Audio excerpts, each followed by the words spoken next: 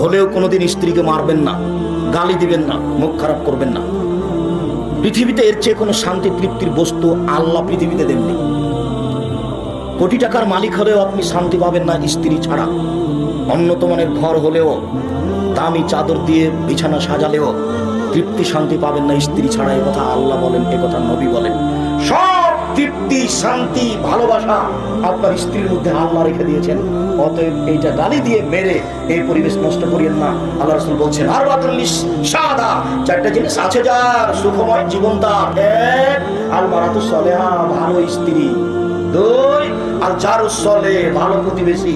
তিন, আল মারকাবুল হানি, একটা ভালো গাড়ি, সাইকেলের যেন চেন না পড়ে, তাহলে ভালো গাড়ি।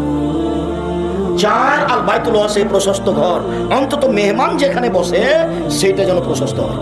ভালো স্ত্রী, তিনটা গুণে একজন স্ত্রী ভালো হতে পারে, তিনটা গুণে একজন নারী ভালো হতে পারে। এক, স্বামীর সাথে কথা বললে হাসি মুখে বলে। দুই, স্বামী আদেশ করলে পালন করে। তিন, স্বামী বাড়িতে না থাকলে নিজেকে কন্ট্রোলে রাখে, হেফাজতে রাখে। স্বামী নাই এই সুযোগে মোবাইলে কারোর সাথে কথা বলে না। পরেজগারি তো ওখানে কেটে গেছে, তাহাজ্জুদ ঠিকই পড়ে, বোরকা ঠিকই পড়ে, কিন্তু স্বামী যখন থাকে না তখন মোবাইলে আরেকজনের সাথে কথা বলে। হাজারো লক্ষ কোটি নারীকে মোবাইল ঘায়েল করেছে।